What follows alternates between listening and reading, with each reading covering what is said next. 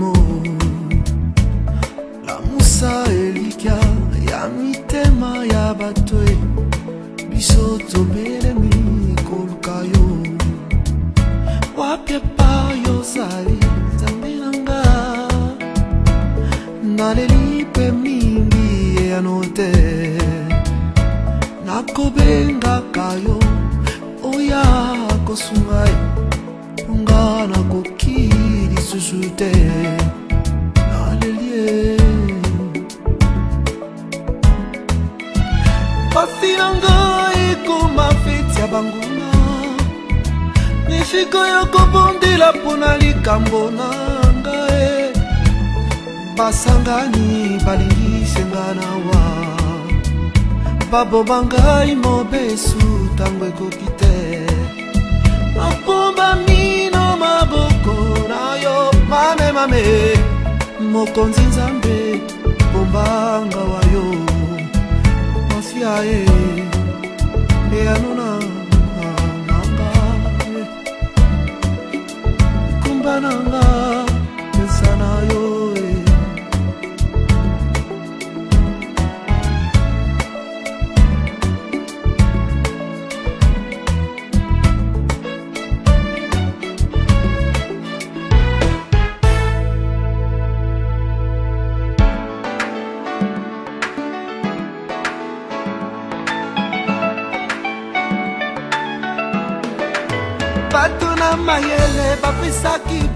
Aujourd'hui, nous avons un de ces Congolais qui fait l'honneur du Congo à l'étranger. Il s'agit de monsieur Noël Tchani, Mwadiambita, docteur en économie, un produit de la France parce qu'il a commencé ses études universitaires, disons, une bonne partie dans les universités françaises, avant d'aller tout finaliser aux États-Unis. Il est haut fonctionnaire à la Banque mondiale. Il a travaillé dans beaucoup de programmes qui ont aidé certains pays africains à s'en sortir. Et il nourrit une ambition énorme pour son pays. Cette ambition est résumée dans ses livres-programmes, La force du changement. Un livre qui a été préfacé par l'ancien président du Sénégal et ancien secrétaire général de l'Organisation internationale de la francophonie, M. Abdou Diouf. Il a un programme ambitieux, un programme énorme. Lorsqu'on lit cet ouvrage, on se met à rêver. Sauf que les clés pour la libération réelle et totale du Congo, condition sine qua non pour penser au développement du Congo, ce n'est pas lui qui les détient. Aujourd'hui, le 30 juin, il a choisi la ville de Paris, la ville lumière, la capitale mondiale de la culture, parce que c'est ici le siège de l'UNESCO. C'est aussi la capitale de la francophonie, parce que ici se trouve le siège de l'Organisation internationale de la francophonie. C'est aussi une espèce de deuxième ou troisième capitale pour les Congolais, à côté de Bruxelles, parce que nous sommes ici très nombreux. Et la culture congolaise éclot ici en France. C'est un pays membre du G7 et c'est un pays membre permanent du Conseil de sécurité pour s'adresser à la communauté congolaise. J'invite solennellement M. Noël Tchani pour nous parler. Voilà. Ceci dit, il est déjà debout. Je vous prierai de vous mettre tous debout pour qu'on chante l'hymne national du Congo, le Debout Congolais. Debout Congolais, unis par le sang, unis dans le fort pour l'indépendance. Leçons nos fonds, longtemps courbés, et pour le bon, prenons le plus bel élan dans la paix au peuple ardent. Par le labeur, nous bâtirons un pays plus beau qu'avant, dans la paix, citoyens. Entonnez l'hymne sacré de votre solidarité, fièrement saluez dans le mer dormait votre souveraineté. Congo, don béni Congo, des aïeux Congo, au pays Congo, bien-aimé Congo, nous peuplerons ton sort et nous assurerons ta grandeur. 30 juin, au grand soleil, 30 juin du 30 juin, jour sacré, sois le témoin, jour sacré de l'immortel, serment de liberté, que nous léguons à notre prospérité pour toujours.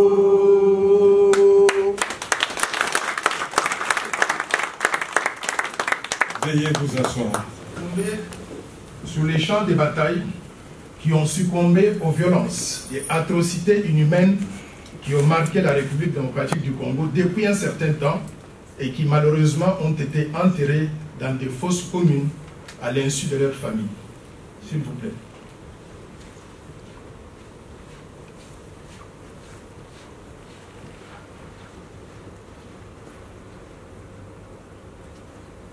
Merci. Merci. Donc, à l'occasion de la célébration de la fête nationale de la République démocratique du Congo, je disais la communauté congolaise de France m'a demandé de partager avec vous l'essentiel de ma vision du développement de la République démocratique du Congo afin de créer des opportunités pour tous les Congolais et pour toutes les Congolaises. En d'autres termes, où va le Congo démocratique vu la crise actuelle? Quels sont les moyens d'en sortir et les perspectives d'avenir? Pour traiter ce sujet complexe, je vais d'abord faire ce qu'on appelle l'état de la nation. Où est-ce que nous sommes aujourd'hui? Et je vais identifier par la suite les défis de développement du pays auxquels nous devons faire face avant de vous proposer la stratégie pour accélérer le développement économique et social du pays et créer des opportunités pour toutes les Congolaises et pour tous les Congolais. Commençons par dresser l'état de la nation congolaise aujourd'hui. Dans quel état se trouve la République démocratique du Congo ce jour, le 30 juin 1917, 57 ans après l'indépendance du jour de la colonisation belge? Sans complaisance, j'affirme que la République démocratique du Congo se porte très mal. Le pays traverse une crise multidimensionnelle profonde, une crise politique, constitutionnelle, sécuritaire, économique, sociale et humanitaire. Une crise de mentalité, une crise de moralité, une crise d'hommes. La situation politique est marquée par une crise de leadership sans précédent. On n'a jamais vu ça avant. Clairement, la majorité présidentielle au pouvoir a délibérément refusé d'organiser les élections présidentielles et législatives dans les délais constitutionnels. Les violations de la Constitution sont très nombreuses. Elles incluent, entre autres, l'interdiction des manifestations publiques, la non-convocation de l'électorat 90 jours avant la fin du mandat présidentiel, le recours à une force policière excessive pour réprimer les libertés individuelles, les enlèvements et tueries des personnes physiques par des agents de l'ordre et le refus du chef de l'État de quitter le pouvoir à l'expiration de son mandat qui prenait fin le 19 décembre 2016. Ces violations de la Constitution sont si flagrantes que la Cour constitutionnelle s'est permis de siéger avec 5 membres sur 9 alors que son propre règlement d'ordre intérieur exige un quorum minimum de 7 membres sur 9 pour siéger valablement. La décision de la Cour de permettre au président sortant de rester en poste jusqu'à l'inauguration d'un nouveau président élu au-delà des délais constitutionnels légaux, cette décision elle est anticonstitutionnelle. Cette manipulation de la Constitution au profit d'un homme a créé un climat d'instabilité générale dans le pays. La RDC traverse donc une crise constitutionnelle et politique grave qui a entraîné des manifestations suivies de répressions sanglantes les 19 et 20 décembre 2016. L'accord politique intervenu le 31 décembre 2016 entre la majorité présidentielle et l'opposition sous les bons offices de la CENCO avait calmé les esprits momentanément. Mais la mauvaise volonté manifeste des politiciens empêche la mise en œuvre sereine de cet accord. Tant que les élections n'auront pas été organisées, les incertitudes planeront sur le pays étant donné le manque de légitimité de toutes les institutions, c'est-à-dire la présidence de la République, l'Assemblée nationale, le Sénat, les gouvernorats des provinces, les assemblées provinciales et les administrations locales. La mentalité de tricherie s'est installée au sommet de l'État dans notre pays. On contourne la Constitution en faisant adopter par la Cour constitutionnelle un arrêt pour prolonger illégalement les mandats publics. On organise des élections et après la clôture des urnes, on fait venir des bulletins de vote additionnels d'Afrique du Sud pour changer les résultats. On signe l'accord de la Saint-Sylvestre et on déploie par la suite des efforts pour ne jamais le mettre en œuvre. Nous devons, en tant que peuple, changer cette mentalité de médiocrité et d'irresponsabilité au sommet de l'État en ayant des chefs d'État qui sont éduqués, intègres et qui aiment la RDC et sa population. Le pays n'a pas besoin de dirigeants affairistes et opportunistes à ce niveau de l'État. Parlons maintenant de la situation sécuritaire. La situation sécuritaire, elle est très mauvaise en République démocratique du Congo. Les Congolais sont massacrés chaque jour sans que le gouvernement, l'armée, la police et les services de sécurité ne disent un seul mot.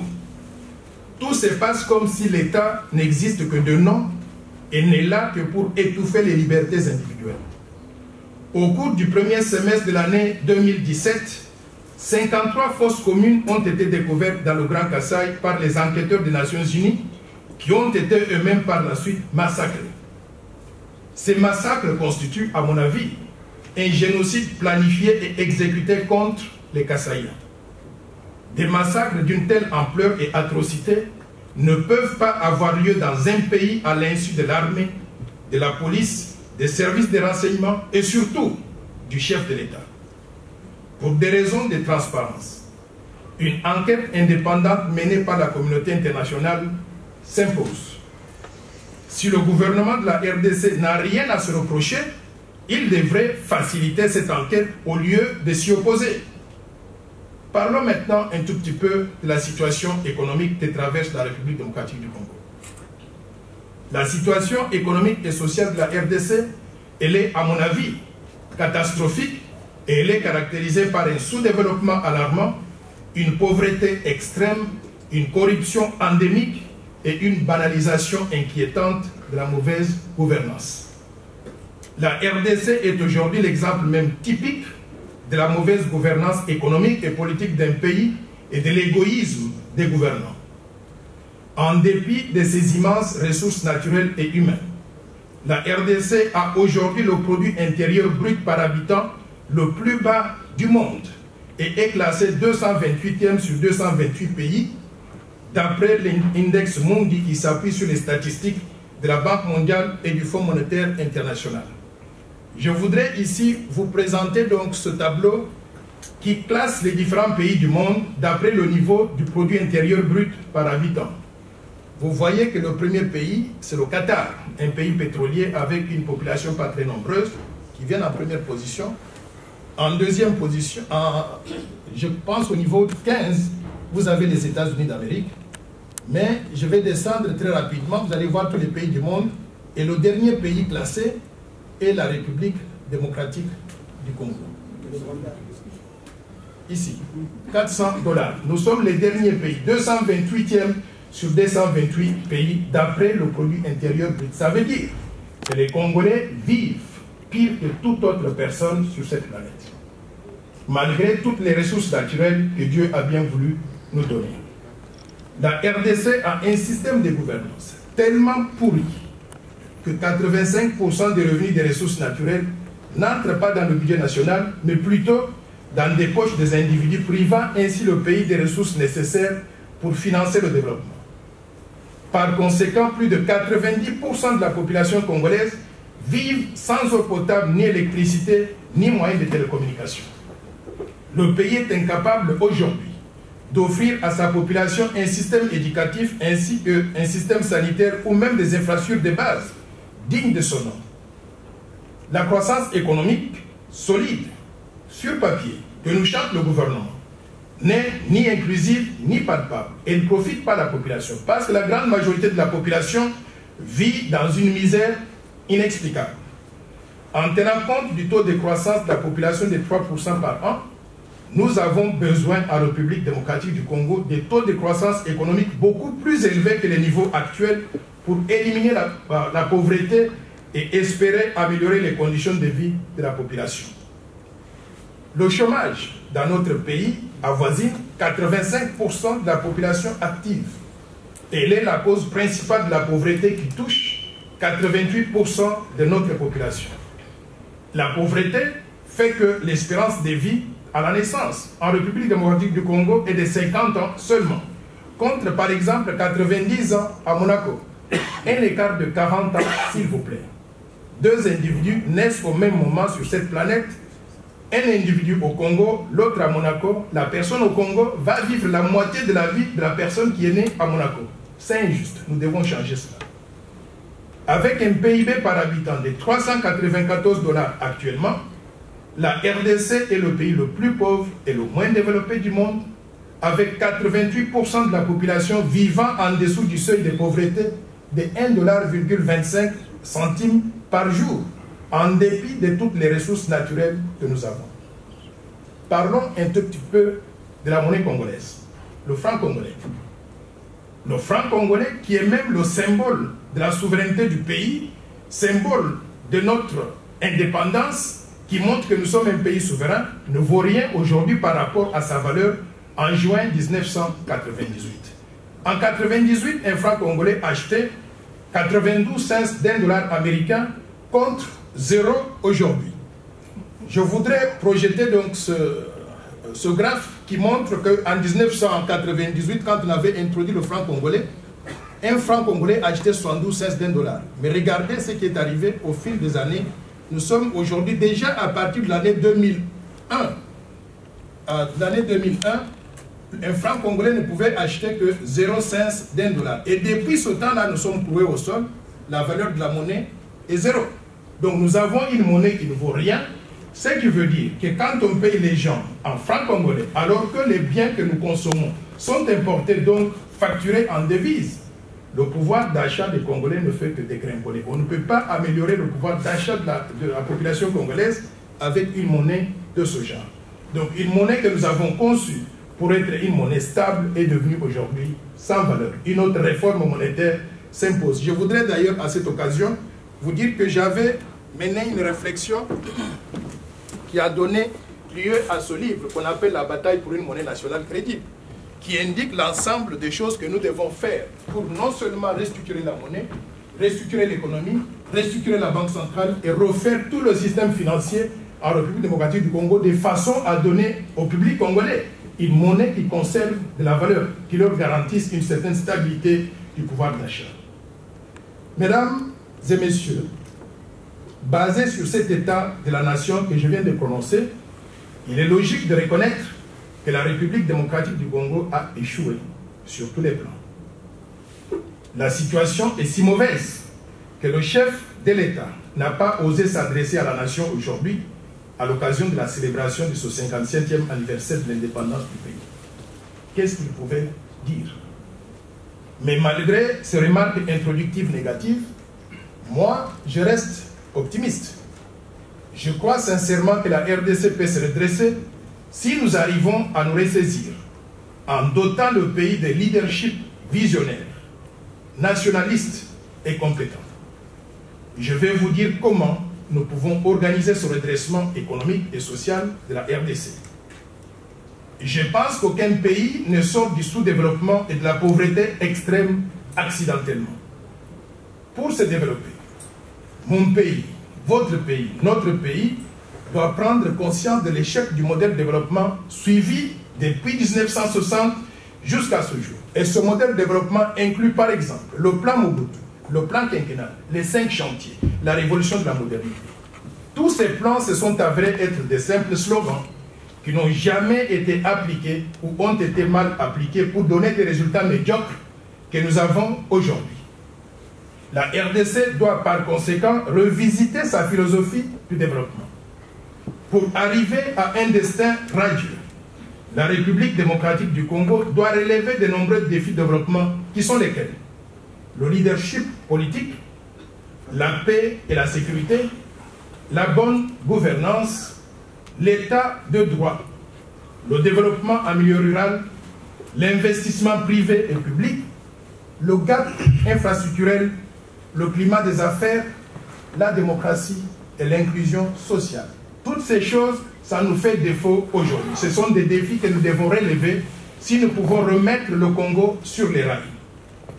Pour sortir le pays de la situation catastrophique actuelle, je propose une stratégie de développement cohérente, dénommée le plan Marshall de Noël Tchani pour la reconstruction de la RDC, qui permettrait d'accélérer le développement économique et social du pays et de créer des opportunités pour tous les Congolais sans exception.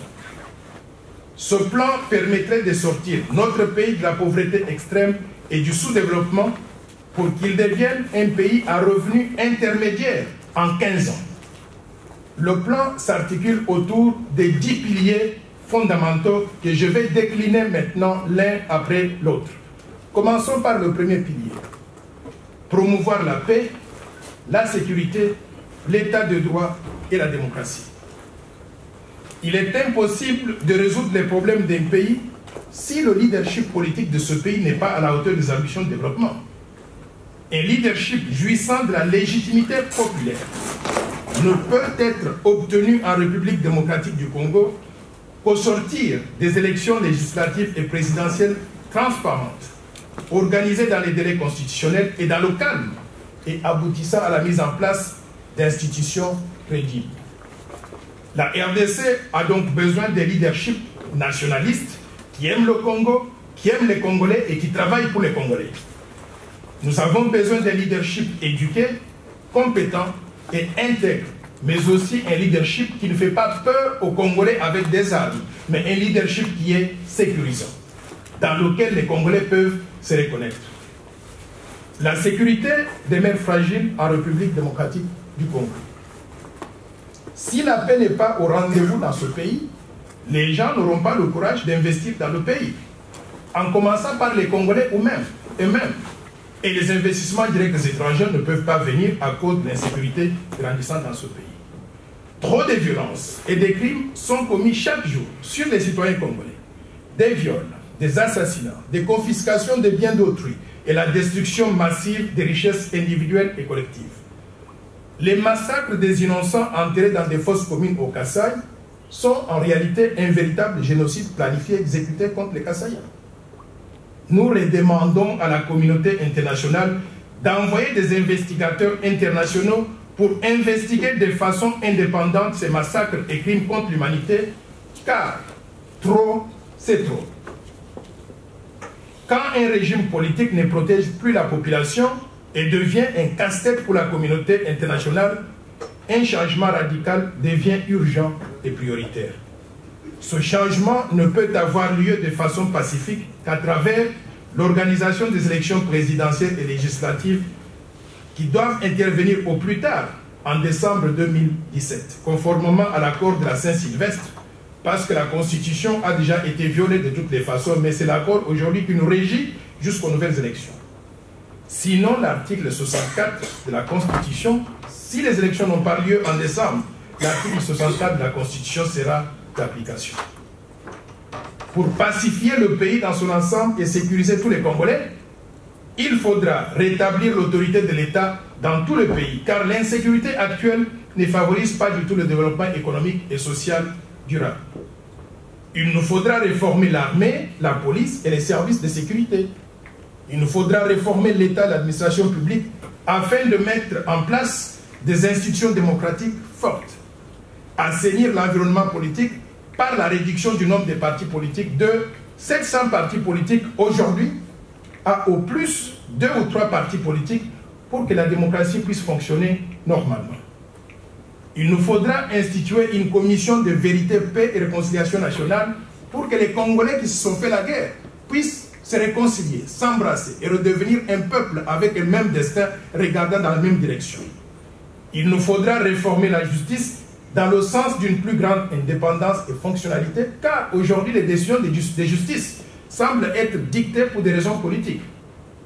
Il nous faudra réformer la diplomatie et promouvoir la coopération africaine internationale. Et enfin, il nous faudra promouvoir la culture et l'identité nationale congolaise à travers des programmes de restauration de l'image de marque du pays, de moralisation de la société et d'éducation civique. Ceci m'amène au deuxième pilier du plan Marshall. Promouvoir la bonne gouvernance, l'utilisation efficiente des ressources publiques et la responsabilisation de chacun de nous dans la conduite des affaires de l'État. La RDC est aujourd'hui reconnue par Transparency International et d'autres organisations citoyennes comme étant l'exemple même typique de la mauvaise gouvernance économique et politique d'un pays. Aucun développement n'est possible avec le système de gouvernance actuel. Mais comment allons-nous améliorer la gouvernance du pays pour favoriser le développement et éliminer la pauvreté?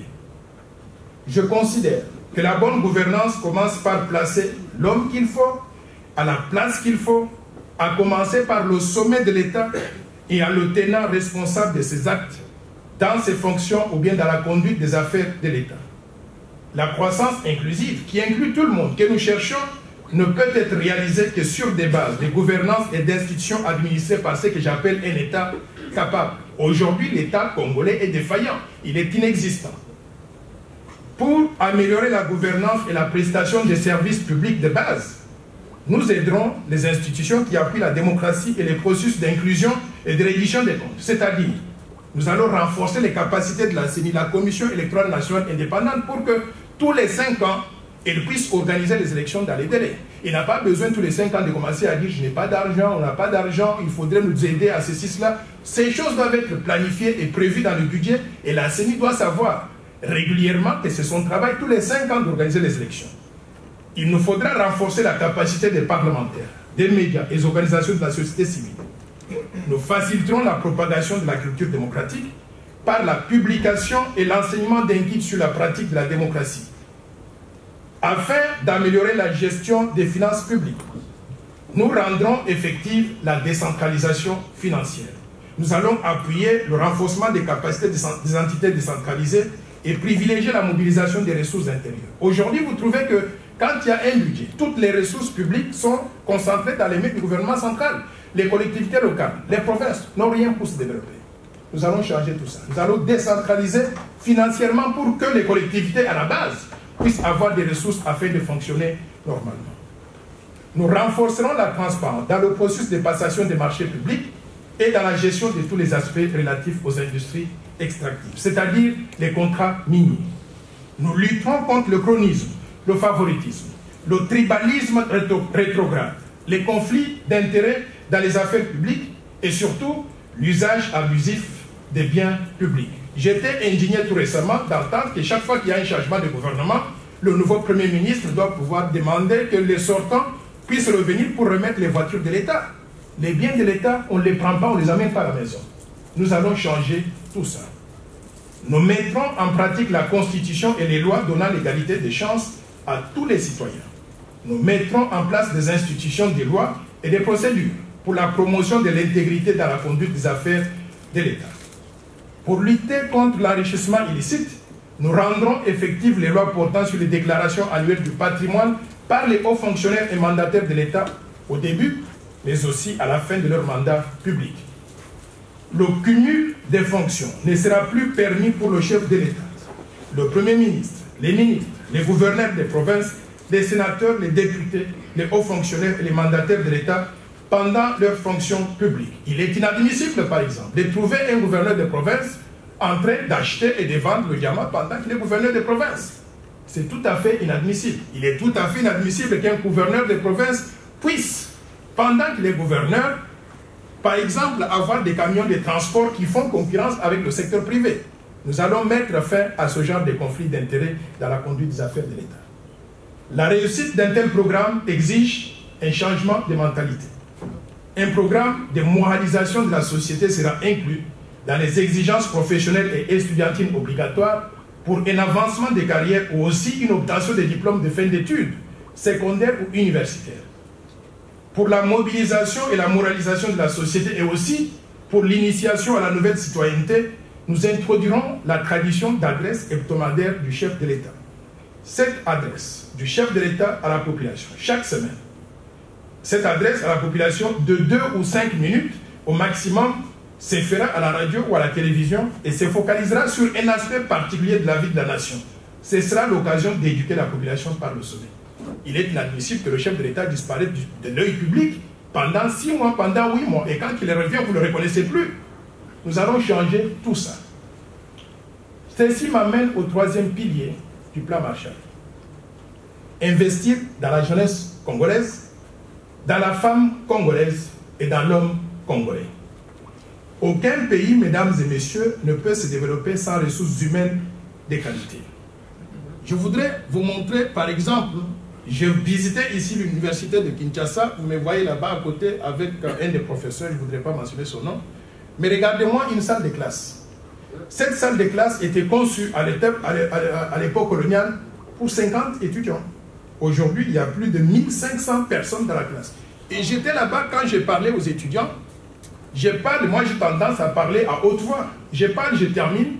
Les enfants qui étaient au fond, ils me disent, papa, nous n'avons rien compris de tout ce que vous avez dit. Mais ils viennent dans cette classe tous les jours, ils étudient. Et à la fin de l'année, on est surpris que lorsque un enfant sort de l'université, il ne sait ni lire, ni écrire correctement. Nous devons modifier le système éducatif. Si nous devons former les ressources humaines, nous devons changer ce système éducatif que nous avons aujourd'hui. La qualité de la population congolaise a besoin d'être améliorée considérablement pour répondre aux besoins de développement du pays. Nous devons par conséquent investir dans les ressources humaines en mettant en œuvre des programmes de réhabilitation de l'éducation, de la santé et aussi de l'autosuffisance alimentaire pour améliorer la qualité mais aussi la durabilité de la femme et de l'homme congolais comme ingrédient principal du développement du pays.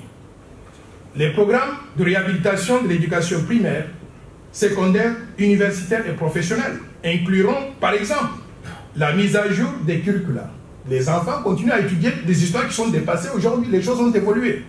Ça va inclure la construction de nouvelles infrastructures et la réhabilitation des infrastructures existantes, ainsi que le recrutement de nouveaux enseignants et leur formation continue pour atteindre les standards internationaux. La RDC devra rendre l'enseignement obligatoire et gratuit pour les enfants de 6 à 17 ans afin de favoriser l'inclusion.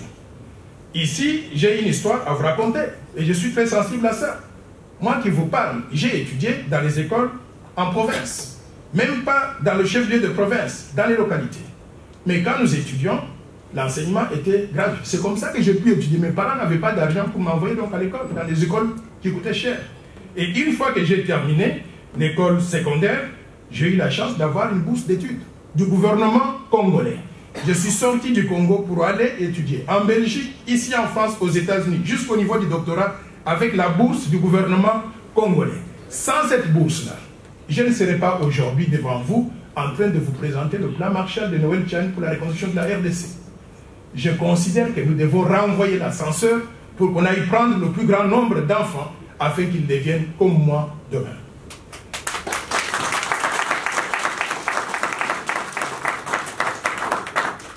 Nous allons introduire la politique d'inclusion sociale et du développement du capital humain, qui inclura en plus de la gratuité de l'enseignement obligatoire, aussi le programme national de bourses d'études destiné aux familles les plus démunies, l'informatisation des écoles, la rémunération adéquate de la formation continue du corps enseignant, mais aussi l'usage de l'Internet depuis l'école primaire et la construction des bibliothèques modernes à travers le pays seront des éléments clés de la réforme du système éducatif que je propose. Notre objectif sera de transformer la RDC en un pool d'intelligence et du savoir-faire dans des domaines clés en rapport avec nos ressources naturelles. La professionnalisation des enseignements doit conduire à doter nos enfants, les enfants congolais, des connaissances pointues sur notre sol et notre sous-sol, sur nos minéraux, nos forêts et nos cours d'eau. Il est inconcevable qu'il n'y ait aucune école, par exemple, sur le diamant aujourd'hui dans le Grand Kasaï, ni sur les bois et les cours d'eau au Bas-Congo, au Bandundu, à l'Équateur ou dans la province orientale ou même dans les Kivu, là où il y a toutes ces ressources naturelles. Il est inadmissible que la RDC ne compte aucune université, je dis bien aucune université, dans les 100 premières universités africaines. Je ne compare même pas aux universités du monde, mais les universités africaines, quand on fait le classement, il n'y a aucune université congolaise dans les 100 premières. Nous devons faire mieux que ça si nous voulons être compétitifs. Quant au secteur de la santé, je vous dirais que les conditions sont très pénibles. Je voudrais projeter ici, ça c'est les cliniques danoises. C'est les cliniques qui sont juste derrière l'hôtel intercontinental, le grand hôtel aujourd'hui, c'est comme ça qu'on appelle le... Regardez-moi l'état de ces cliniques ici. Je voudrais vous le visible. Ça veut dire que si le chef de l'État se trouve dans son bureau et qu'il a un malaise, là où on doit l'amener en priorité très rapidement, c'est là-bas. Alors, regardez-moi, j'étais allé visiter, on m'a dit qu'il fallait aller au 5e étage pour voir la salle d'opération. Et quand j'ai voulu prendre l'ascenseur, on m'a dit, mais tiens, monsieur, vous venez d'où? L'ascenseur ne fonctionne pas depuis 20 ans. Je dis, pardon, depuis 20 ans, ça prend combien d'argent pour remplacer l'ascenseur? Et nous avons fait le pied jusqu'au 5e étage. Et ça, c'est la salle d'opération principale des cliniques danoises. Regardez-moi ça. Et là, je suis accompagné par le directeur général de l'hôpital. Quand vous regardez ça, vous avez envie de pleurer. Et regardez-moi le personnel soignant. Et ça, c'est le tableau sur lequel on écrit les noms des malades pour vous indiquer que telle personne se trouve dans tel centre. C'est une situation calamiteuse, catastrophique. Nous pouvons faire mieux que ça. Nous devons construire des hôpitaux modernes, recruter et former des médecins et des infirmières en nombre suffisant et introduire un système d'assurance maladie universelle que nous appelons Tchalicare pour permettre à tout Congolais d'avoir accès aux soins de santé à travers tout le pays. En plus de l'assurance maladie universelle, notre politique d'inclusion sociale et de développement du capital humain inclura aussi la carte d'égalité des chances, qui rendra gratuits les services médicaux pour les personnes vivant avec un handicap, pour les enfants de 0 à 5 ans, mais aussi pour les personnes âgées de plus de 60 ans qui n'ont pas de revenus. Je considère que l'amélioration de l'espérance de vie à la naissance, que j'ai mentionné qui était de 50 ans en comparaison donc à Monaco de 90 ans, cette amélioration en dépend et doit être une priorité de notre politique sanitaire. La promotion de l'autosuffisance alimentaire, quant à elle, elle se fera par le développement et la mécanisation de l'agriculture, de l'élevage et de la pêche.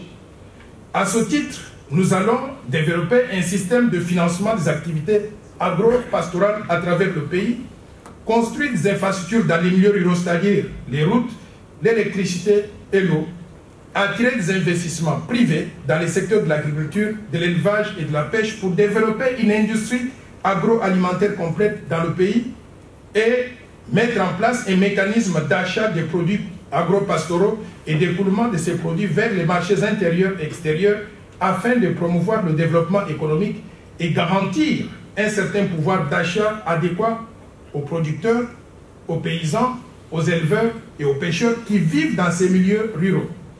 Quand j'étais petit, en Gandangika, je me rappelle qu'à l'époque, il y avait, pour ceux qui connaissent ce point-là, il y avait ce qu'on appelait Onafitex.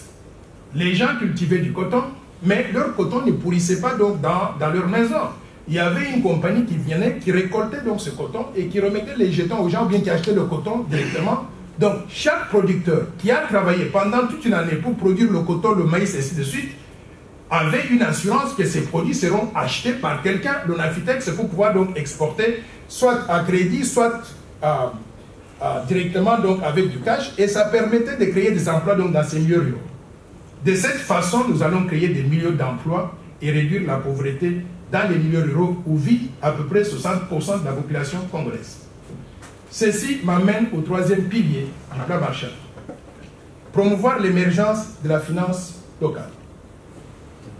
La monnaie congolaise, je vous ai montré avant, ne vaut rien aujourd'hui, le franc congolais. La dollarisation, parce que la monnaie congolaise ne vaut rien, la dollarisation couvre 95% de l'économie nationale. La Banque centrale n'a aucune indépendance est incapable aujourd'hui de conduire une véritable politique monétaire crédible. Le système financier congolais se résume à une vingtaine de petites banques appartenant soit aux étrangers, des Libanais, des Indo-Pakistanais, ainsi de suite, soit aux familles politiques. Mais la population congolaise est complètement exclue de ce système-là.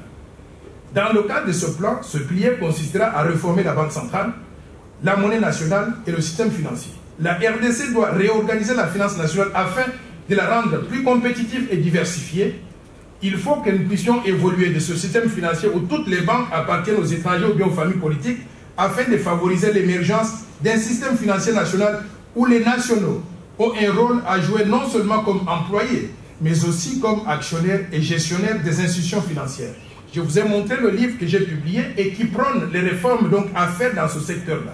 J'ai fait ces réformes dans d'autres pays, elles ont réussi. Nous pouvons prendre ce livre, le mettre en œuvre en République démocratique du Congo. Ça va transformer fondamentalement et la monnaie, et la banque centrale, et le système financier que nous avons. La RDC a besoin d'un système financier moderne qui comprenne des banques commerciales, des banques d'affaires, des sociétés d'assurance, des compagnies de leasing, des compagnies de factoring, des sociétés de capital risque, des banques de crédit hypothécaire. Par exemple, au Congo, si vous voulez acheter une maison, vous allez acheter comment? Nous avons des sociétés de crédit hypothécaire ici en France, en Europe. Pourquoi ne pas le faire en République démocratique du Congo? Nous pouvons le faire. Nous avons besoin de mettre en place des banques de développement, des intermédiaires financiers de qualité et une institution d'assurance de dépôt bancaire. Ici, je suis très sensible à ça.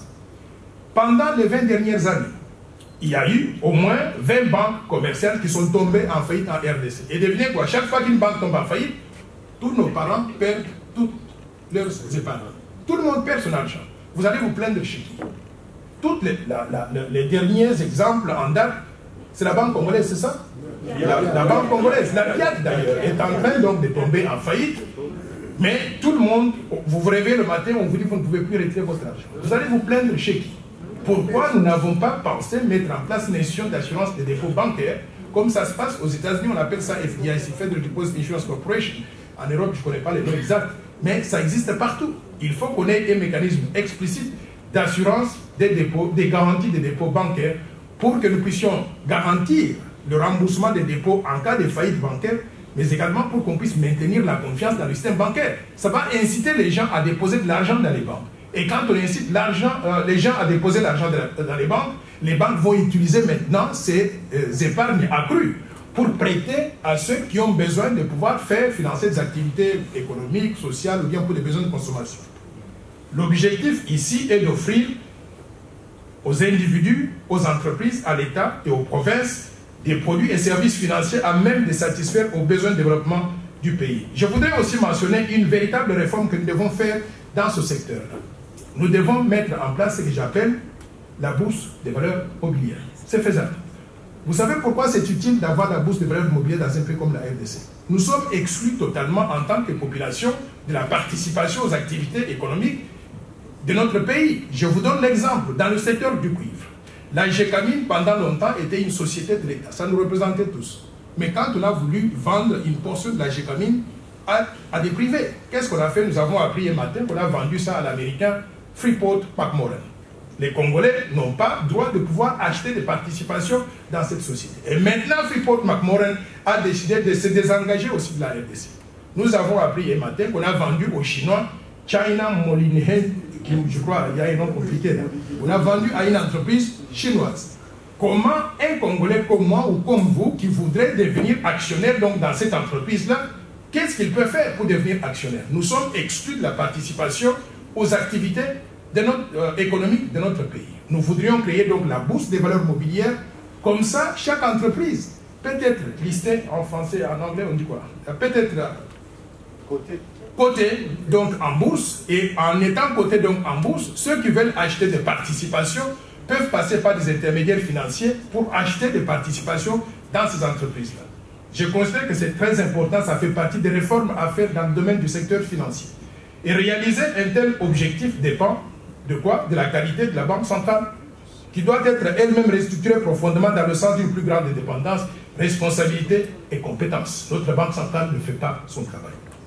Une telle transformation du secteur financier et de l'économie dans un environnement macroéconomique stable devrait logiquement aboutir à une restructuration complète de la monnaie nationale afin de mettre fin à la dollarisation qui coûte cher au pays aujourd'hui en termes de perte de revenus de seigneuriage, mais également empêche la conception et la mise en œuvre d'une politique monétaire nationale indépendante et crédible. Ceci m'amène au 4e pilier du plan Marshall. Promouvoir l'émergence d'un secteur privé national responsable. Je souligne le mot national, parce qu'on nous parle souvent du secteur privé, mais quand on parle du secteur privé, c'est des grandes entreprises multinationales. Mais où sont les Congolais? Je voudrais que nous puissions promouvoir la mise en place d'un secteur privé national responsable où les Congolais participent aussi à leur économie. La situation actuelle du climat des affaires en RDC n'est pas du tout soutenable, car elle détourne les investissements privés, pousse les entreprises existantes à la fermeture et pénalise partant la création de richesses et des emplois.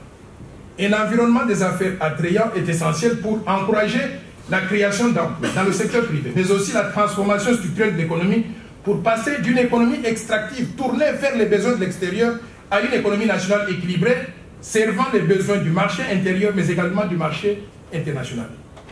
La RDC est aujourd'hui classée 184e sur 189 pays. C'est un classement qui date de 2015 et figure parmi les pires destinations d'investissement en Afrique, mais également dans le monde, d'après les indicateurs Doing Business préparés par le groupe de la Banque mondiale, à cause d'un certain nombre donc, de critères qui sont, par exemple, les procédures administratives qui sont trop complexes, la fiscalité qui est très lourde, le harcèlement des entreprises au jour le jour par les services du fisc, le fonctionnement du système de la justice. La justice ne fonctionne pas. La corruption endémique, le coût élevé des services publics tels que l'eau, l'électricité, les services de télécommunications, les difficultés de raccordement au réseau électrique et au réseau de fourniture d'eau, la qualité de l'éducation, mais aussi la mentalité même du citoyen congolais. Il nous faudra, au-delà des discours et des slogans, une grande volonté politique pour concevoir et mettre en œuvre un plan d'action clair afin de relever ces défis et organiser le passage d'une économie informelle prédominante à l'économie formelle qui devrait régir notre pays. On ne doit pas se réjouir aveuglément de la stabilité du cadre macroéconomique comme on le fait actuellement, alors que cette stabilité, elle est assurée comment? Au prix du non-paiement de la dette intérieure, pendant que la maximisation des recettes publiques s'obtient par une cascade de taxes et des droits de douane. Je considère que la combinaison du non-paiement de la dette intérieure et de la fiscalité dissuasive tue les entreprises du secteur privé au lieu de favoriser leur développement. Elle tue l'initiative privée au lieu de l'encourager. Elle tue des emplois et asphyxie l'économie nationale. Nous serons très pragmatiques pour restructurer les entreprises publiques, le portefeuille de l'État, les régies financières et toutes les entreprises dont la responsabilité ou l'actionnariat se trouve dans les mains de l'État. Nous allons réviser le code minier. Le code minier congolais ne donne pas beaucoup d'avantages au peuple congolais. Nous allons le réviser et nous allons réexaminer les contrats miniers en privilégiant l'intérêt supérieur du pays et du peuple congolais. Nous encouragerons et accompagnerons les Congolais de l'étranger, vous qui êtes dans la diaspora, les Congolais de la diaspora qui souhaiteraient revenir au pays pour y investir ou aussi pour y installer. Qu'est-ce que nous allons faire concrètement pour la diaspora? Nous allons avoir des mesures qui comprendraient, par exemple, une période de défiscalisation ou des facilités d'accès au crédit bancaire et aussi l'exonération des droits de douane pour les importations des équipements productifs et des biens de première nécessité pour la réinstallation en République démocratique du Congo. Ici, je considère que c'est très important.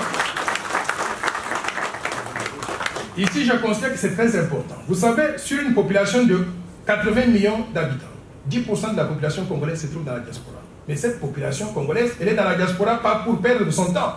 Ils travaillent, ils ont accès à l'expertise. Ils ont vu des façons différentes de faire des affaires. Il nous faudrait attirer cette population de la diaspora au Congo parce qu'elle va contribuer au renforcement des capacités intérieures, ce qui serait très utile donc pour le développement du pays.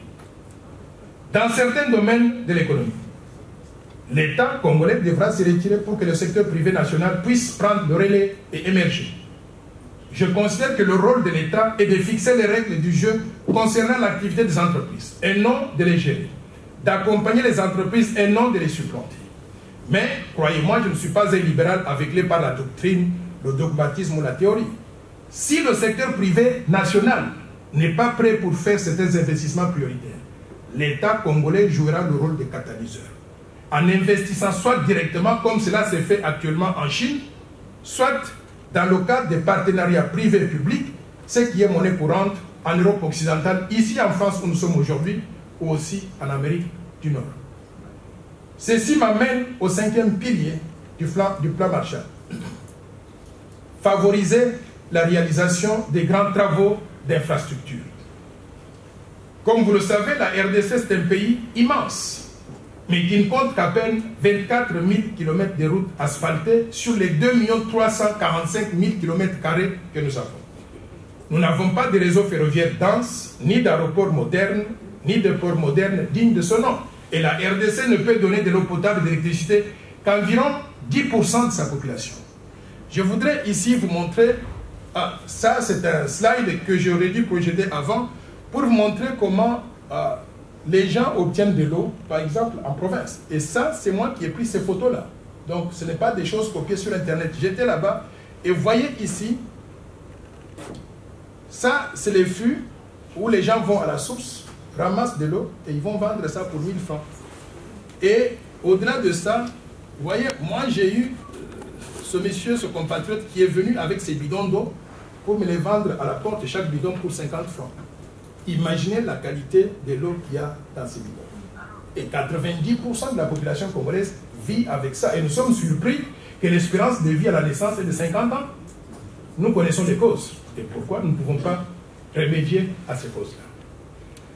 Je voudrais aussi projeter ici une carte pour le développement des infrastructures. Ça, ce ne sont pas des routes qui existent, c'est les routes que nous projetons dans le cadre de ce plan. Nous vivons ici en France. Je suis parti de Paris l'autre jour avec un groupe d'amis pour aller avoir des réunions à Bruxelles. On a conduit pendant 2h30, 3 heures pour arriver à Bruxelles. La route était, comme on dit en anglais, smooth, pas de secousses. On a conduit à grande vitesse, on est arrivé à temps, on a eu les réunions, on a terminé, on est revenu ici. Pourquoi ne pas envisager au Congo? Aujourd'hui, nous avons 26 provinces. Il est impossible de partir d'une province à une autre par route. C'est impossible parce que les routes n'existent pas. Si elles existent, elles n'existent que de nom. J'envisage ici la mise en place, la mise en œuvre de ce programme de développement donc, de routes et des autoroutes. Des autoroutes modernes. Quand je dis moderne, ça veut dire une route ou autoroute où il y a 3-4 laines qui vont comme ça, 3-4 laines qui reviennent comme ça, et où vous pouvez rouler. Moi, l'autre jour, il conduisait, j'étais en train de dormir donc au bas, enfin, derrière la voiture. Pourquoi? Parce que la qualité de la route est tellement bonne que vous ne sentez pas les secousses. Nous devons être à mesure d'avoir donc des autoroutes qui nous permettent d'aller par exemple de Boma jusqu'à Kisangani en 2 ou 3 jours. Nous devons être à mesure de partir donc de Sakania au bas du Katanga jusqu'à Zongo à la frontière avec la République centrafricaine en 2-3 jours. Ou partir donc de Mbujimaï ou de Kanang jusqu'à Kindoumaniema, ainsi de suite. Donc c'est faisable. Si d'autres pays ont pu le faire, et nous voyons, nous vivons ici en Europe, nous voyons ces routes-là tous les jours. Mais quand on rentre au Congo, pourquoi on ne peut pas penser repliquer ce modèle qui existe, que nous connaissons très bien? Les États-Unis sont grands comme un continent. Vous partez donc de New York, du côté est, jusqu'en Californie en route. Vous partez de là où je suis, à Washington, jusqu'au Texas par route. Pourquoi nous ne pouvons pas envisager de le faire? Et je voudrais vous montrer par exemple, ça c'est les routes à Dallas au Texas. J'ai pris cette photo de ma chambre d'hôtel. Et regardez s'il vous plaît, il y a 5 étages de routes superposées, modernes. Vous pouvez rouler comme ça, mais 5 voitures, donc 5 étages de routes superposées. Ce n'est pas ça que je voudrais faire en République démocratique du Congo. Ce que je voudrais faire, c'est simplement avoir un seul niveau, cette route-là, comme ça, mais qui permette donc d'aller du Bas-Congo, de Boma, jusqu'ici, en 2-3 jours, rapidement. Est-ce que nous pouvons réaliser ça? Nous pouvons faire appel à l'expertise de ceux qui ont fait donc des routes chez eux. Nous pouvons faire appel à des tracteurs qu'ils ont utilisés. J'ai parlé avec la compagnie Caterpillar. Ils m'ont même estimé combien de tracteurs on aura besoin pour pouvoir donc construire ces routes-là. Et je vous dis, la firme qui a construit donc ce réseau donc au Texas, ils ont travaillé avec moi. Ils m'ont dit que s'il y a des fonds, il y a la volonté politique, la paix, la stabilité, nous pouvons construire tout ce réseau-là que je suis en train de prôner sur une période de 7 à 10 ans au maximum. Tout le pays. C'est faisable de transformer le Congo. Si nous faisons ça, À côté donc des routes, il faudrait qu'on puisse mettre les réseaux de distribution d'eau et d'électricité. Et si nous faisons les routes, l'eau et l'électricité, vous allez voir que le secteur privé va s'installer partout. Ils vont participer à la création d'emplois à travers donc, tout le pays. En plus donc, de ce réseau de distribution, ce réseau routier et d'autoroutes, les lignes que vous voyez en noir, ce n'est pas trop visible, c'est les réseaux des chemins de fer. On pourra construire aussi les réseaux de chemins de fer qui permettent de pouvoir relier tous les points du pays. Vous pouvez partir aux États-Unis de n'importe quel point, par exemple de Washington jusqu'en Californie, jusqu'à New York, jusqu'au Texas, par chemin de fer. En France, c'est la même chose. Pourquoi nous vivons sur la même planète et nous voyons qu'ils ont fait ça chez eux, pourquoi on ne peut pas le faire chez nous? À travers maintenant ce réseau de routes et le réseau de chemins de fer à construire, nous devons aménager le réseau fluvial pour le transport donc, sur le fleuve, mais il y a aussi des rivières qui sont connectées à cela pour permettre donc, le transport de marchandises à l'interne. Et sur l'ensemble du territoire national, je pense que le Congo devrait avoir au moins 5 aéroports internationaux à construire. Mais imaginez que si nous arrivons à faire tout ça, si nous arrivons à nous mettre au travail pour faire tout ça, vous imaginez combien d'emplois seront créés pour nos gens? Parce que ces travaux-là sont des travaux à haute intensité de main-d'œuvre. On peut avoir des encadreurs expatriés qui peuvent se mélanger avec nous, mais les Congolais, en priorité, seront les bénéficiaires de ce grand programme de développement des infrastructures. Donc, je disais que la RDC a donc un gap infrastructurel qui est énorme.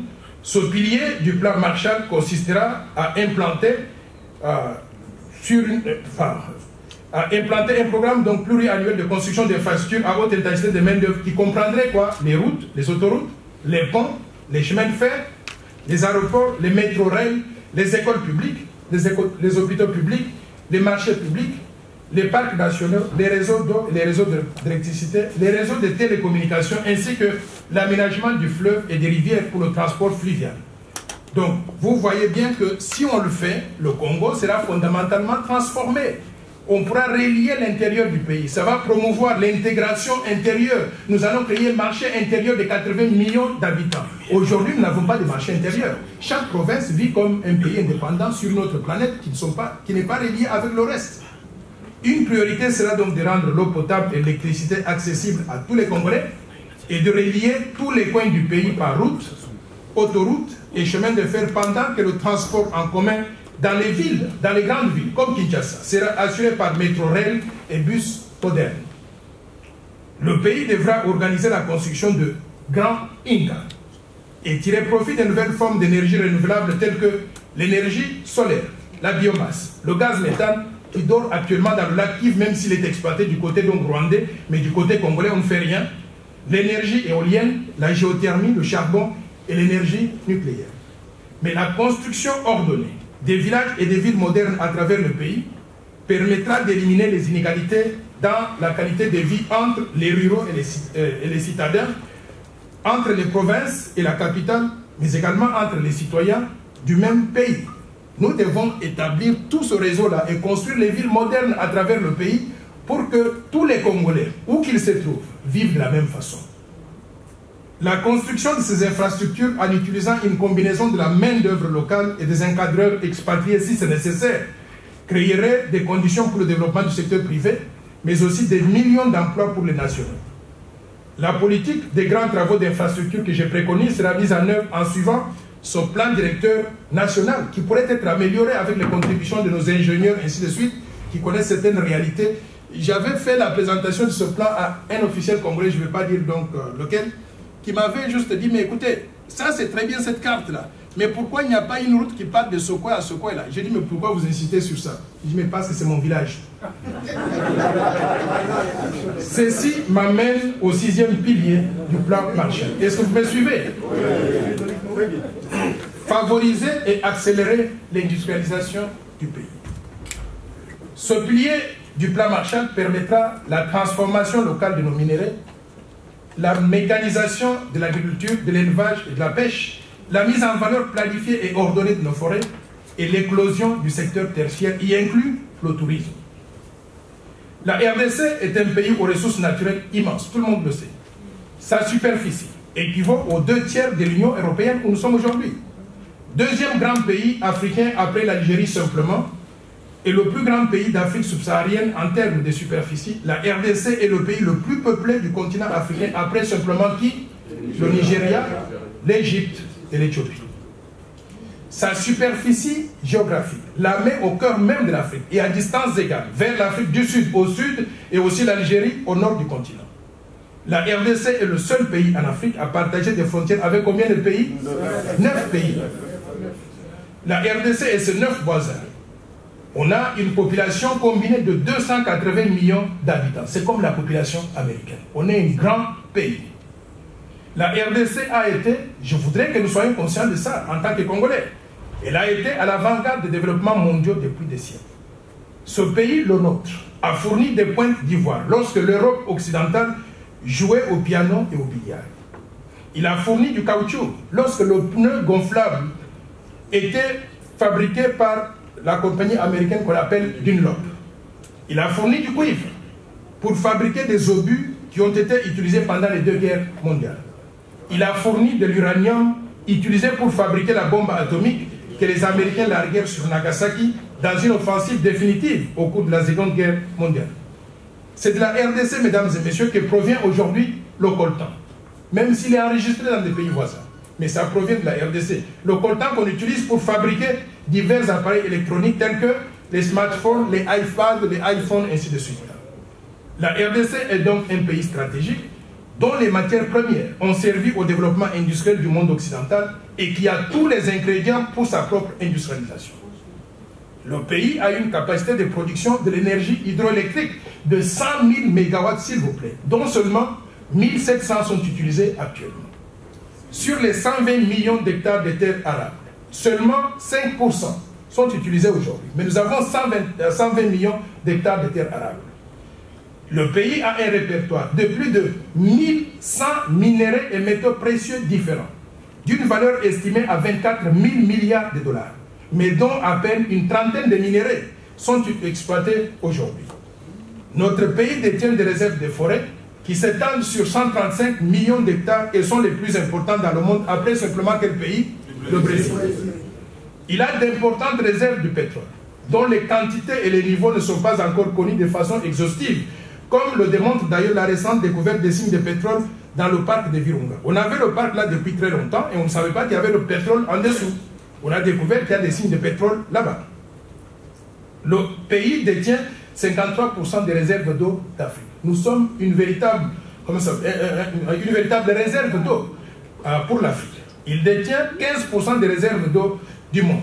Il a aujourd'hui une population de 80 millions d'habitants, dont 60% sont des jeunes de moins de 20 ans, et cette population est projetée à 190 millions en 2050. Avec toutes ces ressources naturelles et humaines, la RDC a le potentiel de devenir l'un des pays les plus riches d'Afrique et l'un des principaux vecteurs de sa croissance économique. Mais la question fondamentale que vous et moi, Congolais, nous devons nous poser est la suivante. Comment s'assurer que les revenus tirés de l'exploitation des ressources naturelles favorisent un développement économique, social et humain profitant à tous les Congolais? Nous avons des gens qui meurent de faim dans un pays plein de richesses. Que faire pour que ces ressources naturelles, quand on les exploite, ça profite à chacun de nous? Pour répondre à cette interrogation, je propose une politique d'industrialisation accélérée de la RDC qui consisterait à développer une industrie locale à partir de ces minéraux et ces métaux précieux, mais aussi à partir de la mise en valeur planifiée et ordonnée de l'agriculture, de l'élevage, de la pêche et de la forêt. Nous ne devons pas nous contenter d'exporter des matières premières brutes éternellement, comme on l'a toujours fait, avant la colonisation, pendant la colonisation et après la colonisation. Il nous faut créer de la valeur ajoutée et des emplois localement pour les Congolais. En sélectionnant, par exemple, 100 de ces 1100 minéraux et métaux précieux, on sélectionne simplement 100, et en les transformant localement, en produits semi-finis et produits finis, à condition que chaque transformation crée de 5 à 10 emplois directs et indirects nouveaux au minimum au pays. La RDC créerait de 50 à 100 millions d'emplois nouveaux dans le pays en l'espace de 15 ans. Ce qui permettrait de réaliser quoi? Le plein emploi. On aurait créé des emplois pour tout le monde. La politique d'industrialisation accélérée de la RDC que je propose sera soutenue par notre politique énergétique qui aura des objectifs à court terme, à moyen terme et à long terme. Cette politique énergétique consistera dans le court terme à mettre en valeur des mini-barrages provinciaux et des autres sources d'énergie renouvelable telles que la biomasse, le gaz méthane, l'eau solaire, l'énergie éolienne, la géothermie et le charbon, afin de faire face aux besoins de consommation de la population et aussi de la petite industrie.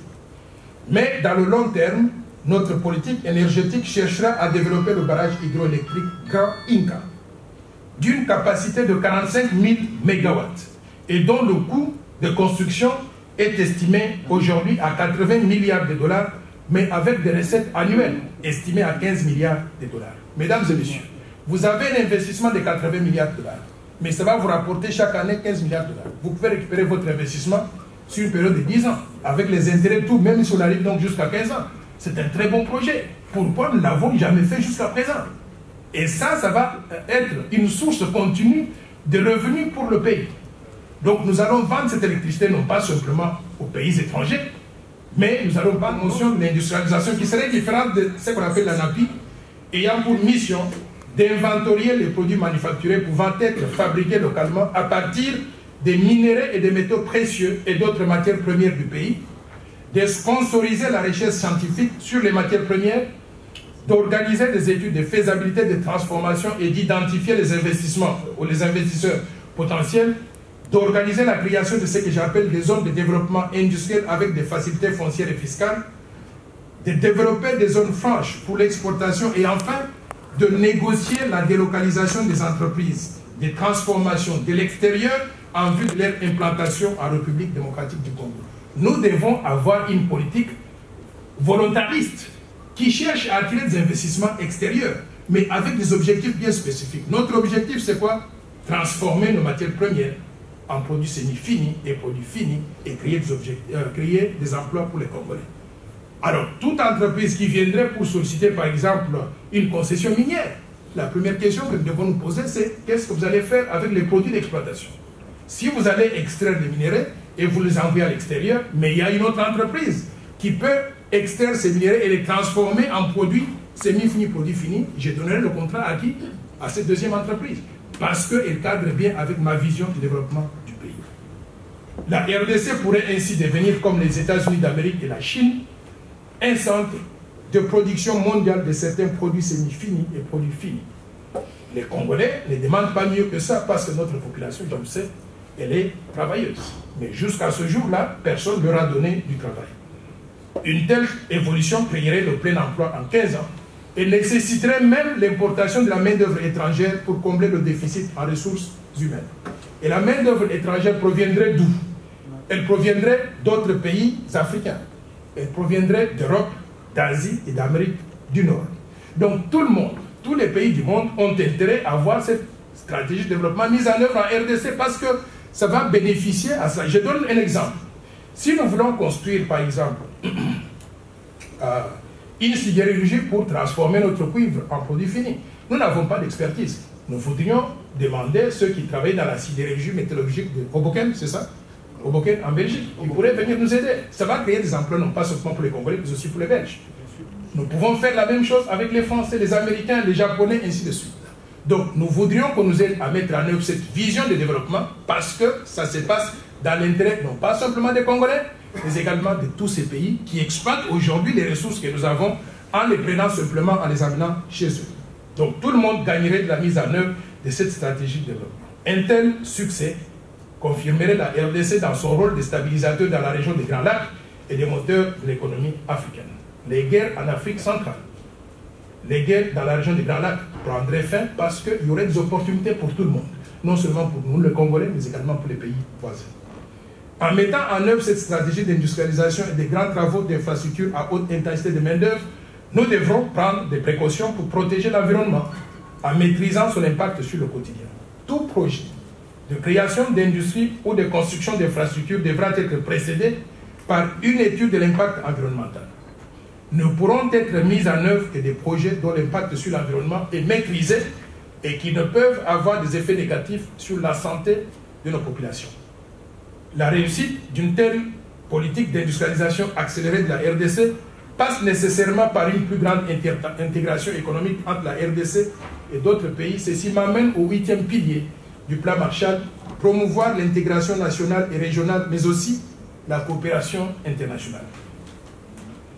L'intégration nationale consiste à créer un marché intérieur à l'intérieur du Congo, en intégrant les différentes provinces du pays par le développement des routes et des autoroutes, des routes intégratrices que je vous ai présentées là-bas. Il s'agit ici d'un marché intérieur de 80 millions d'habitants. Mais l'intégration régionale reliera la RDC aux autres pays africains. Par exemple, quand on construit cette route-là qui arrive jusqu'ici, ça ne doit pas s'arrêter là-bas. Il faudrait que le pays qui est là-bas, l'Ouganda, puisse aussi faire la même chose, continuer là-bas. Ça permettra de faciliter l'intégration entre notre pays et ce pays-là. Même chose ici, même chose vers la Zambie, l'Angola, et ainsi de suite. Donc, nous allons intégrer la RDC dans cette dynamique de développement régional qui ne laisse personne derrière. Nous allons pouvoir entraîner tout le monde. C'est pour ça qu'on a toujours dit que le développement de l'Afrique ou de l'Afrique centrale passera par le développement de la RDC. L'intégration régionale, donc je disais, reliera la RDC aux autres pays africains. Nous mettrons à profit le potentiel offert par l'intégration régionale pour diversifier l'économie nationale en capitalisant sur les avantages d'un grand marché intérieur, un marché de 80 millions d'habitants. Mais quand on intègre les pays voisins, je vous ai dit qu'on a un marché de 280 millions d'habitants. La RDC doit cesser de faire de la figuration. Elle doit jouer un rôle plus actif dans toutes les organisations internationales, par exemple, et en particulier les institutions multilatérales et régionales, et aussi dans l'Union africaine. Nous devons être présents, non pas simplement comme des figurants. Nous devons, je voudrais voir par exemple les Congolais diriger la francophonie, diriger la Banque africaine de développement, diriger le PNUD, et ainsi de suite. Où est-ce que nous sommes aujourd'hui? Nous ne sommes nulle part. Nous devons avoir une volonté pour arriver donc à cet objectif-là. Je vous donne l'exemple des pays comme le Sénégal. Vous allez dans n'importe quelle organisation internationale, vous trouvez des Sénégalais. Vous allez dans n'importe quelle organisation internationale, vous trouvez des Ghanéens, des Nigériens, ainsi de suite. Où est la RDC avec 80 millions d'habitants? Nous devons être conscients de cela. Les 55 pays membres de l'Union africaine ont une population de 1,3 milliard de personnes, avec un PIB global de 2500 milliards de dollars. Nous devons être des promoteurs actifs du traité de libre-échange qui prévoit la création des tarifs douaniers préférentiels et l'élimination des barrières non tarifaires. Le protectionnisme de chaque État étant identifié comme étant l'un des freins à la circulation des biens et des personnes. Mais pour tirer profit de ce genre d'intégration économique au niveau continental, la RDC devra accélérer son industrialisation pour diversifier son économie afin de produire localement pour son marché intérieur, mais également pour exporter vers d'autres pays. Le développement de ces marchés intérieurs et régionaux soutiendra et justifiera la politique d'industrialisation que je propose. Est-ce que vous me suivez? Ceci m'amène au 9e pilier du plan Marshall. Mobiliser les ressources humaines pour mettre en œuvre ce plan. D'où viendraient les ressources humaines pour mettre en œuvre le plan Marshall pour la reconstruction de la RDC? C'est la question que tout le monde me pose. Où est-ce qu'on va trouver des gens de qualité pour le faire? Je vous assure que nous allons mobiliser les Congolais de l'intérieur et aussi les Congolais de la diaspora pour la mise en œuvre de cette vision de développement. Et il y a une forte appropriation nationale car étant conçue par les Congolais. Nous ferons ensuite appel à l'expertise internationale si et quand cela est nécessaire. Mais je tiens à souligner que ce plan sera mis en œuvre d'abord par les Congolais de l'intérieur et de la diaspora, qui seront les premiers bénéficiaires de ce plan. Nous devons en prendre conscience. Si nous nous mettons à travailler pour mettre en œuvre cette vision, nous allons pouvoir réussir. J'ai travaillé sur certains pays, par exemple les îles du Cap-Vert. Quand on parlait de la stratégie de développement donc, du pays, on trouvait que tout le monde était capable de vous expliquer ce que le gouvernement est en train de faire. Il est important que le gouvernement communique et que la population comprenne et que la population adhère à la vision de développement qui est en train d'être mise en œuvre, avec la participation de qui? De tout le monde. Les Congolais de l'intérieur et les Congolais de la diaspora.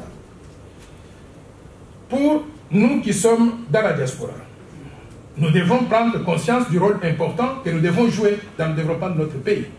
Étant donné que notre séjour ici à l'étranger nous a permis d'être au contact avec des manières différentes de fonctionnement des pays modernes.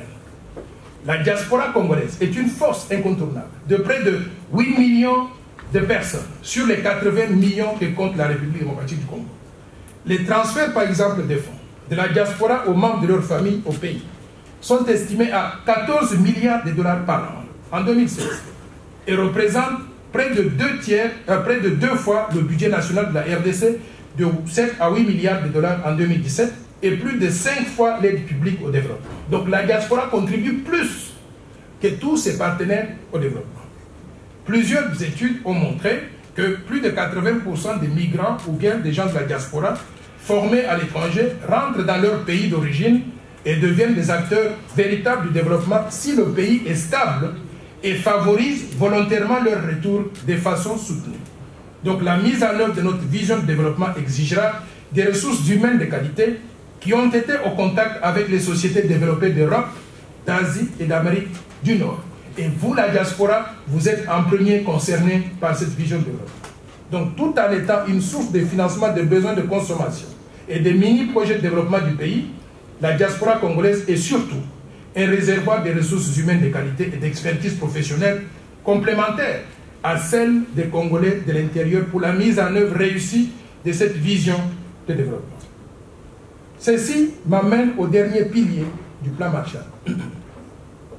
Mobiliser les ressources financières pour mettre en œuvre le plan Marshall. D'où viendraient les ressources financières pour mettre en œuvre ce plan? Mbongo et Kokoma Wapi, c'est ça?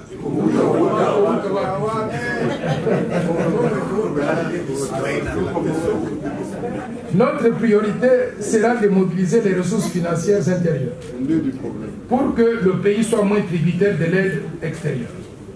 Actuellement, près de 45 à 60% des ressources budgétaires proviendraient de l'aide extérieure. Cette situation n'est pas soutenable à long terme. Elle doit être changée afin que la RDC reprenne en main son processus de développement. Vous ne pouvez pas vous développer si toutes les ressources pour financer le développement sont attendues de l'extérieur. Si l'extérieur ne veut plus vous aider, qu'est-ce que vous allez faire? Nous devons mobiliser la source de financement intérieur.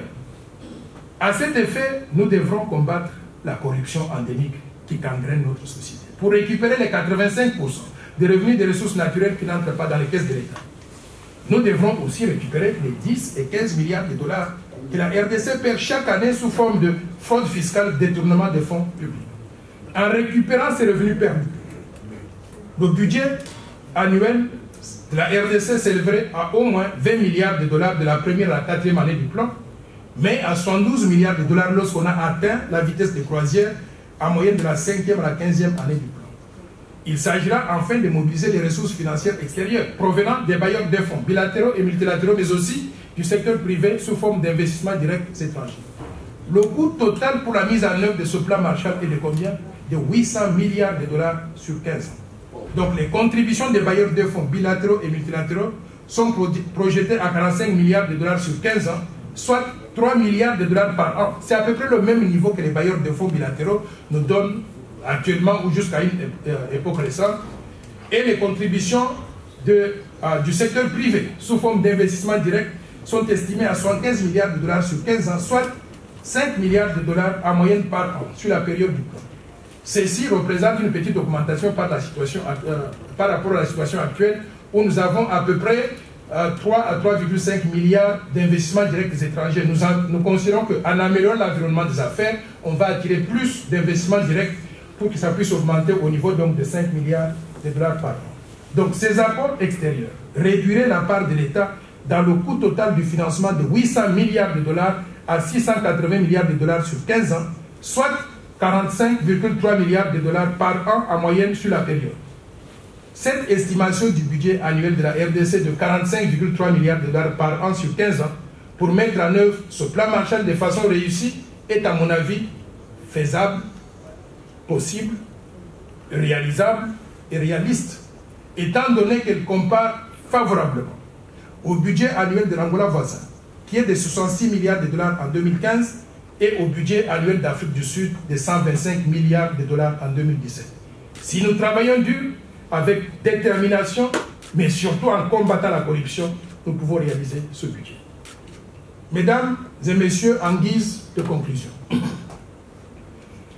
ma vision de développement de la RDC est certes très ambitieuse, mais elle est nécessaire pour mobiliser la population, les énergies et les ressources pour le développement durable du pays. Si nous mettons en place un état de droit et des institutions fonctionnelles, nous éradiquons la corruption et mettons fin à l'impunité à toutes sortes d'antivaleurs, l'État aura des moyens suffisants pour se doter d'un budget annuel à la hauteur des ambitions de développement du pays. Mais la lutte contre les antivaleurs et la corruption doit être menée de façon sincère, sans calcul électoral, sans démagogie et surtout par des gens ayant des mains propres et étant au-dessus de tout soupçon de corruption africaine. Elle permettrait d'atteindre le plein emploi et d'augmenter le produit intérieur brut par habitant de 394 $ aujourd'hui à 15 000 $ au moins en 15 ans. Nous avons le pouvoir de faire de cette vision une réalité. Mais pour atteindre ce niveau de développement sans précédent, la RDC a besoin d'un changement profond qui ne viendra pas tout seul en recyclant aux commandes des affaires de l'État les mêmes personnes dont nous connaissons les recettes et surtout les résultats médiocres. Le véritable changement ne viendra pas en remplaçant simplement Joseph Kabila par l'un ou l'autre de ses actuels ou anciens collaborateurs populistes qui doivent assumer avec lui la responsabilité de leur échec commun. Le véritable changement ne viendra pas avec des dirigeants ayant des loyautés partagées entre la RDC et d'autres pays au service desquels ils sont. Le véritable changement positif viendra avec des leaders ayant un idéal et une nouvelle vision de développement du pays. Et par nouveaux leaders, j'entends des personnes propres et intègres qui n'ont jamais participé aux assassinats, à la corruption, au pillage de nos richesses, au détournement des fonds publics, à la mauvaise gouvernance du pays. J'entends des leaders qui aiment le Congo et les Congolais. Le temps des politiciens à vie est révolu aujourd'hui. Nous voulons une chose, l'alternance démocratique. En ce qui me concerne, je m'appelle Noël Tchani Mwadjanvita. Je suis congolais et économiste international avec 35 années d'expérience professionnelle solide en tant que banquier commercial, banquier d'investissement et banquier de développement.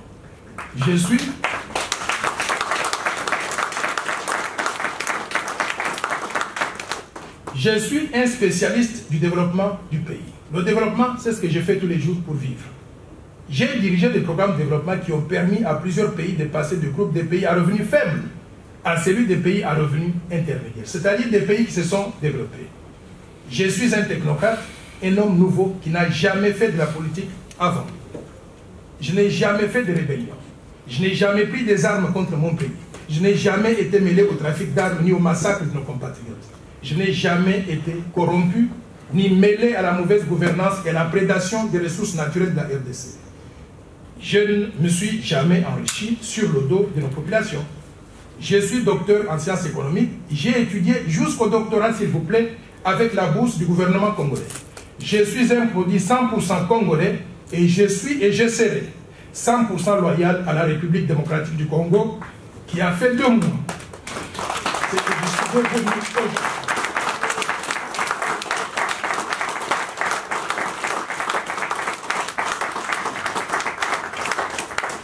C'est grâce aux études faites avec la bourse du gouvernement congolais et après plusieurs années d'expérience professionnelle de premier plan que j'ai conçu une vision de développement baptisée le plan Marshall de Noël Tchani pour la reconstruction de la RDC.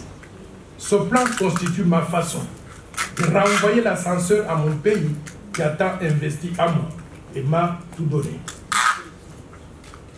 Nous devons transformer radicalement le Congo de façon qu'il fonctionne mieux pour tous nos concitoyens, y compris ceux qui ont été et continuent jusqu'à présent à être marginalisés, c'est-à-dire les travailleurs et les pauvres, les femmes et les jeunes, les citadins et les ruraux. Il ne peut y avoir de progrès économique réel qui laisse la majorité de notre peuple derrière. Je n'ai aucun doute quant à l'ampleur des défis que nous devons relever ensemble en tant que peuple. À l'occasion de ce 57e anniversaire de l'indépendance de la RDC, le message que je voudrais donner à notre peuple est clair. En tant que pays, nous devons apprendre des erreurs du passé, afin d'éviter de répéter les mêmes erreurs encore et encore. Notre peuple a tant souffert. Nous devons mettre fin à la souffrance et changer notre destin commun. Nous devons apprendre à vivre ensemble, en tant que peuple ayant un destin commun. Nous devons travailler davantage et de plus en plus pour développer le pays et améliorer les conditions de vie de l'ensemble de notre population. Nous devons réconcilier notre peuple, créer un environnement de paix et de sécurité pour tous et arrêter les meurtres, les atrocités et les souffrances. Apprenons à chacun de nous que la vie humaine est sacrée et que nul, je dis bien nul, n'a le droit d'ôter la vie à l'autre. Encourageons notre peuple à penser et à rêver grand pour lui-même, mais aussi pour le pays au-delà des intérêts égoïstes privés. Nous avons tous les ingrédients pour nous développer et vivre mieux. Nous avons un grand pays, la terre arable, la forêt, la faune, la flore, les minéraux, les ressources naturelles, l'eau, le soleil, le climat, la population et les cerveaux. Maintenant, nous avons besoin de la paix et de la sécurité, d'un état de droit fonctionnel et de la légitimité des institutions pour mettre cette vision de développement en œuvre et remettre nos compatriotes au travail. Nous sommes capables de grandes réalisations en travaillant dur et en travaillant ensemble. Nous sommes capables d'avoir une économie vibrante parce que nous avons tous les ingrédients nécessaires pour produire afin de créer des opportunités pour chacun de nous, mais aussi pour nous tous. Nos 450 ethnies doivent cohabiter car nous sommes plus forts ensemble que divisés. Nous devons préserver nos tribus qui offrent une richesse culturelle appréciable, mais nous devons bannir le tribalisme rétrograde qui mène au favoritisme et à la sous-utilisation de nos ressources humaines. Travaillons ensemble pour notre destin commun, car ce qui nous unit aujourd'hui en tant que Congolais est plus fort et plus grand que ce qui nous différencie entre nous.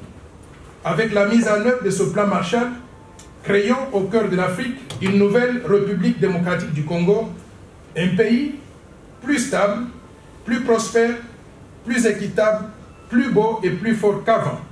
J'invite le peuple congolais, la diaspora congolaise, les autres leaders politiques congolais, toutes tendances politiques confondues, et la communauté internationale, les bailleurs de fonds, bilatéraux et multilatéraux, et le secteur privé à me rejoindre pour faire de cette vision une réalité. Ensemble, faisons cause commune pour réussir la mise en œuvre de cette vision transformatrice de la RDC. Une telle réussite est possible et réalisable car je suis convaincu que l'impossible n'est pas congolais. Que Dieu bénisse la République démocratique du Congo. Joyeuse fête de l'indépendance dans la méditation. Je vous remercie.